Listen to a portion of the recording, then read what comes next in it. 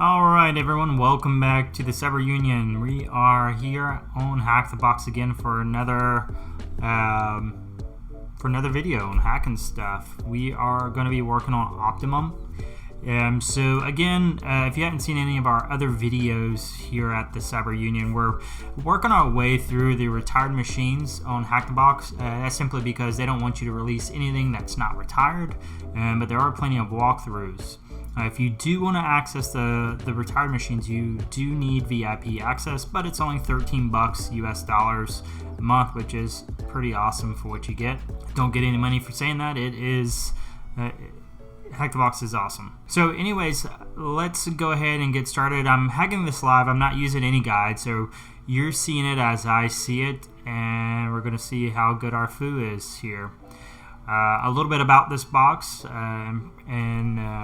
before I get going, it's going to be a Windows system. We can see that here.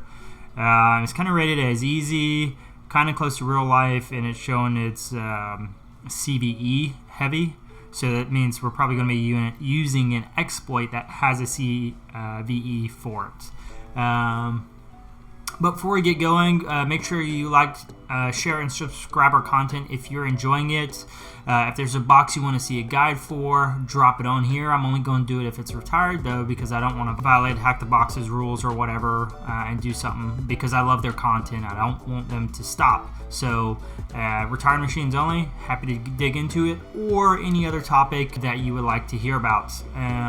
Alright, let's get going. Alright, so I'm going to go ahead and minimize this, but I did it too early. 10-10-10-8, that's what we're going to be hitting.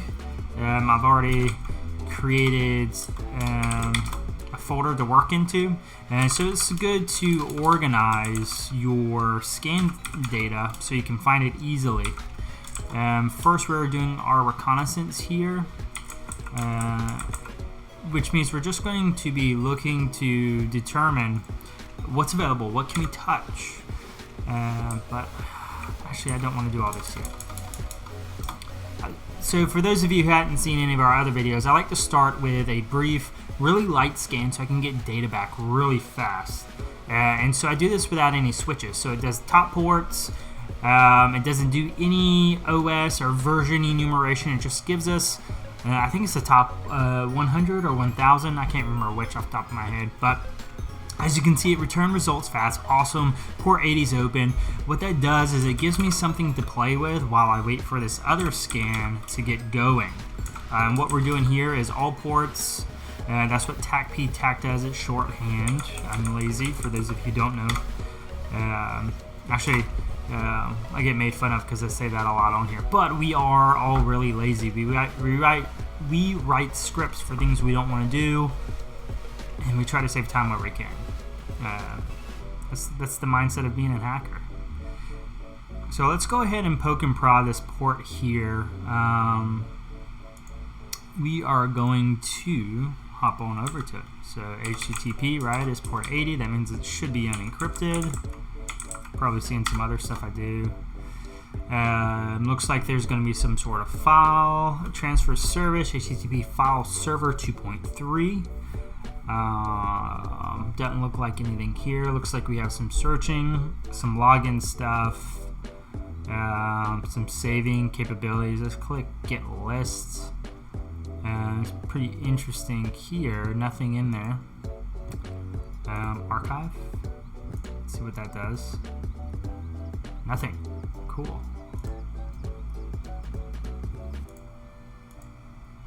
Let's see if we can search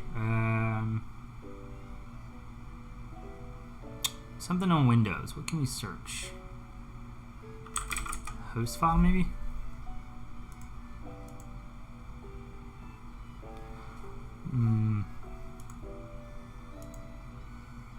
It's not showing anything on here yet. Log in here, admin, password. Yeah, so it's good to just try some basic stuff here. Admin, administrator. Just to see if you can get in. It's what we call low-hanging fruit.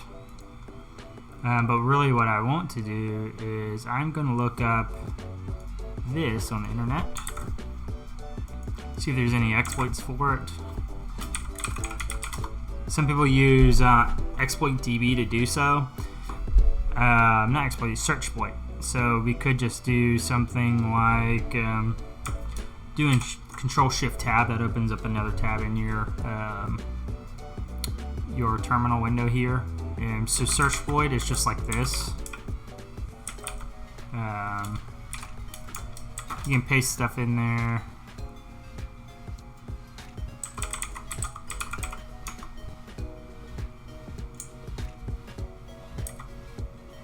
I must have. Oh, I did spell it wrong last time. Look at that. Yeah. So there's no results here, but if there was something, so we may be able to narrow it down. It doesn't look like anything. How about that? But searchploit is basically exploit DB command line version.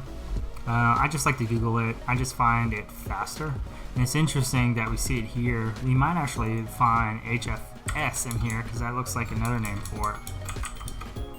So there we go. So choose your own adventure.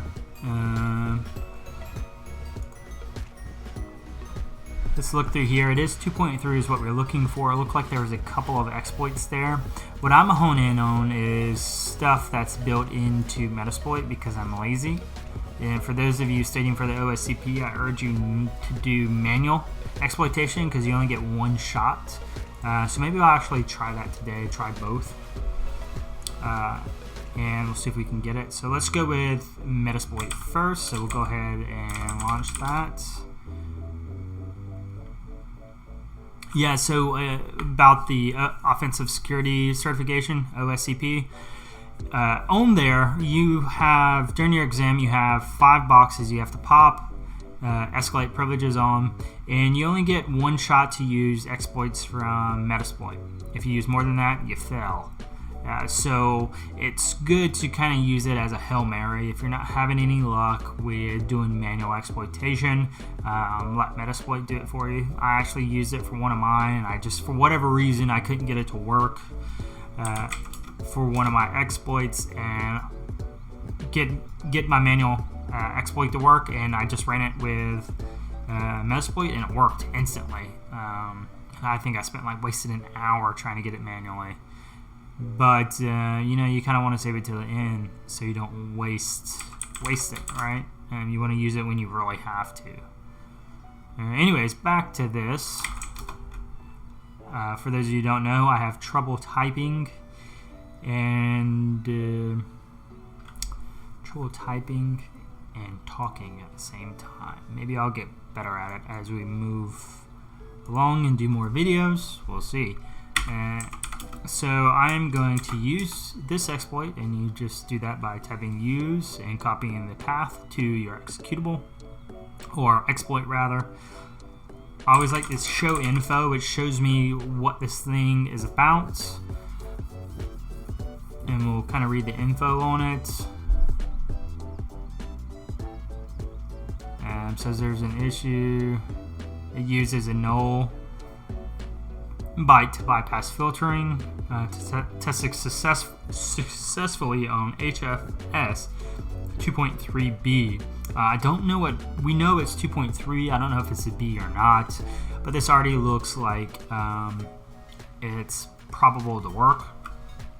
I'm comfortable with it at this point. This isn't a real environment, so feel free to go YOLO. So we will set the R hosts to 10.8. Like I said, I feel comfortable as 2.3b, and we have 2.3. And our scan might actually come back with a specific version. Doesn't look like it. That sucks.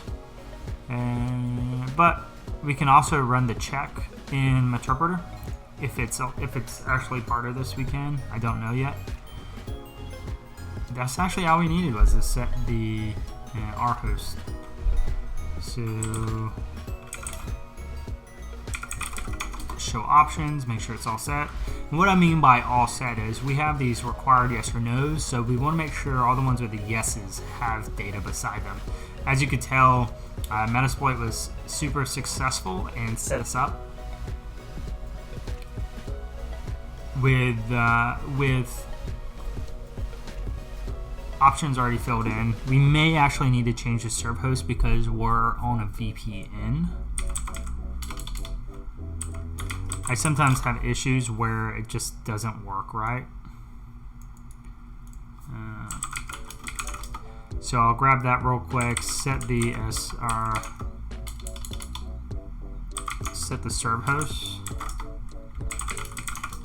And now we should be able to run it with no problem. Alright, cross fingers. I meant to do check. My bad. But let me...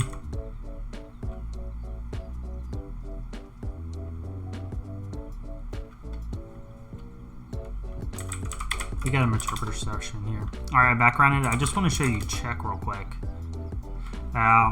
So sometimes you'll be lucky and it'll validate that exploit will work without actually running the exploit. In this case, it says the service is random, but it couldn't be validated. Super helpful, right? But sometimes you get lucky. In this case, we ran it and it worked.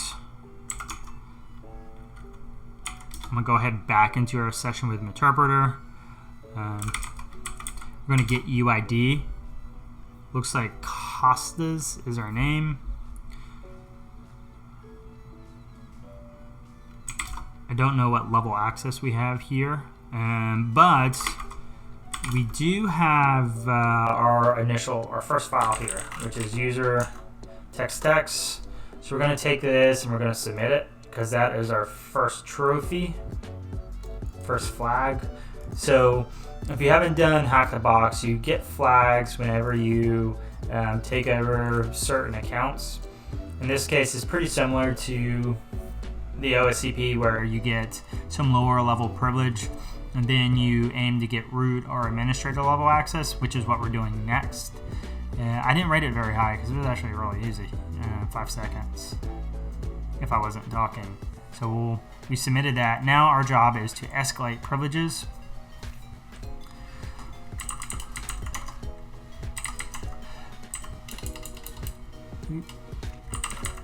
I always forget commands here. So Interpreter has something called get system and it attempts to elevate your privileges for you. So we'll go ahead and try that because I'm lazy. But at this point you should be doing some post-exploitation activities, which is enumerating stuff about this. And I'm going to move into enumeration if this doesn't work. And I do stuff from a CTF mindset sometimes where I'm just trying to do it as fast as possible. In real world, you may have to do that, right? But a lot of times you have enough time to be sure you're not going to take down systems, which means making sure your exploits match up as much as possible. So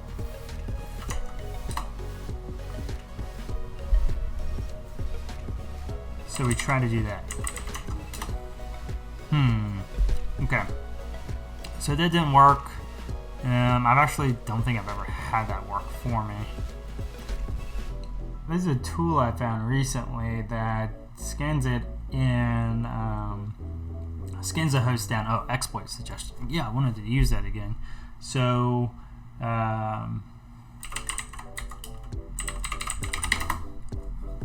oops, that's not gonna work.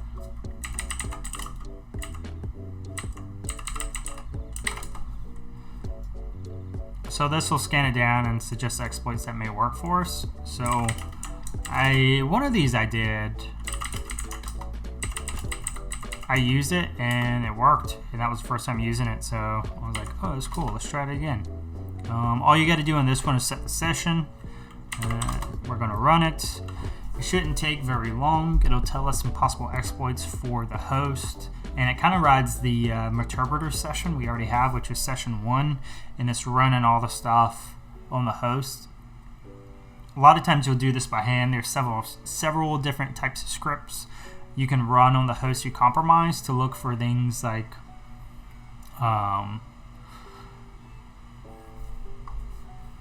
different types of bypasses, such as UAC, groups that may be goofed up, weak services, folder permissions, out of date software, things like that to use to escalate your privileges.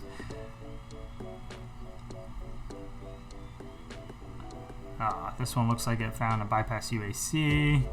It only found 2. That's interesting, right? So let's start with the first one.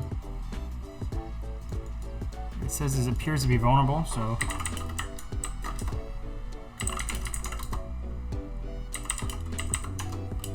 just going to set the session, run it, see what happens. Bypass UAC used to be one of the ones that worked pretty often with these older systems. This is 2012. So it may or may not work. Let's use this last one.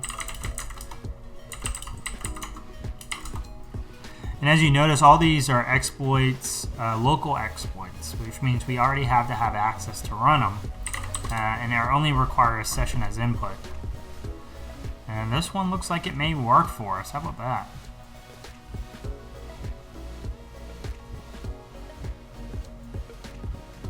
Maybe. Also, sometimes when these things mess up, they crash and ruin your shell. So it may be a good thing to create multiple sessions before killing an existing one.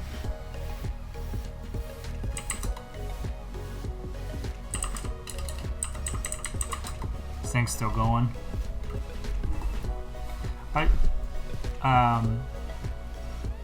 Always confusing me. Sometimes it'll drop you in a shell and I won't tell you. So I just get antsy and start typing stuff ahead of time.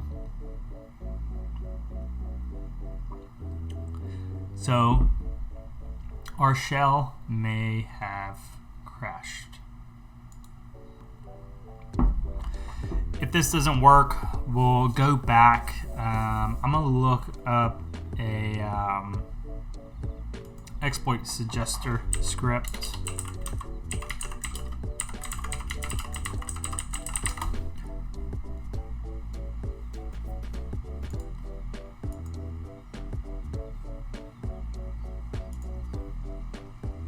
Ah, nice.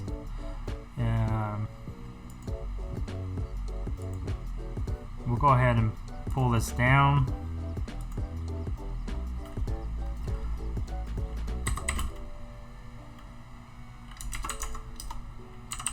And we'll do it with git clone. Well, I think we may be ready to go. Woohoo, how about that? All right, let's see what we got here. Let's take a look at the one we were using. Let's see if it's still listed here as well. So we were doing 1632.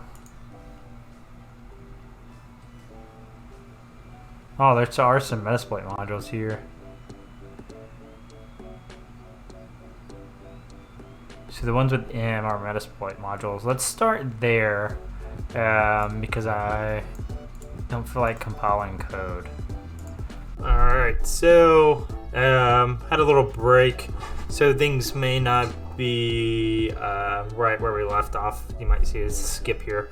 Anyways, I did look into why that shell wasn't working. Wasn't really a clear answer. It looks like a lot of other people were able to successfully use that second exploit we found with the suggester built into Metasploit. However, ours isn't working. Oh wells. There were some other ones in the exploit suggester.py that worked. So I'm going to use one of those so we can go ahead and wrap up the video.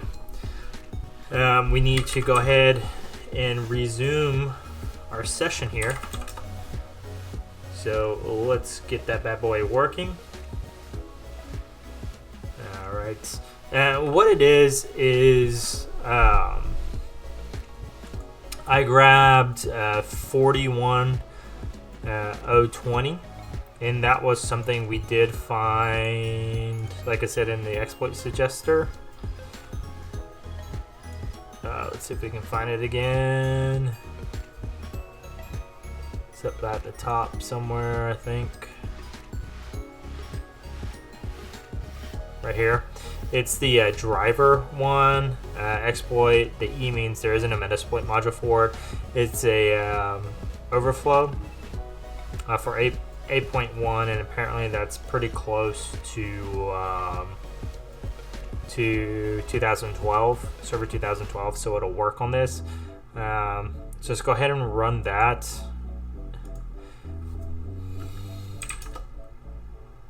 Here you'll see that I already uploaded the file.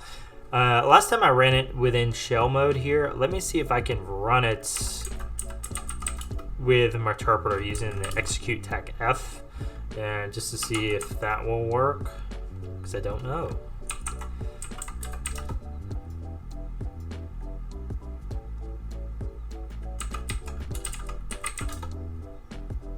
Nope, didn't work. Interesting. If you know why that didn't work, let me know down in messages below. Let's go ahead and run this bad boy one more time.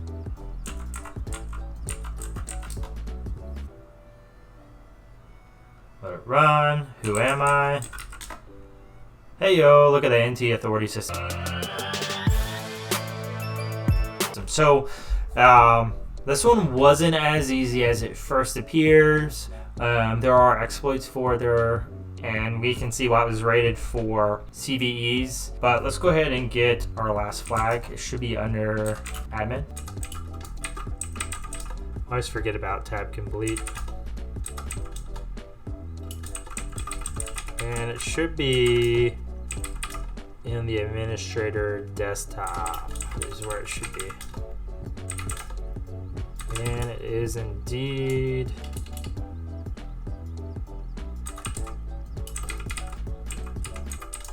We will use root to grab it, or type to grab the root.txt. I told you I have trouble talking and typing. Terrible. Let's go ahead and submit it. And I'm gonna give it a 7, just because it didn't take me a really terribly long time. Well, maybe a 5. It still took us a couple hours, but yeah. So this is a good example where sometimes your exploits won't work. Like I said, a lot of the guides showed what we were doing initially to work. I just wanted to do a sanity check. And you'll see that in the OSCP lab as well, where one day your exploit will work and another day it won't. Who knows? You know, the gods aren't with you that day, whatever. But there's typically more than one way to exploit a system. Just have a little patience. And just keep at it and find another way. And do a little bit of research and you will get what you need. So with that, let's wrap this up, and I will see you guys next time here at the Cyber Union. Take care.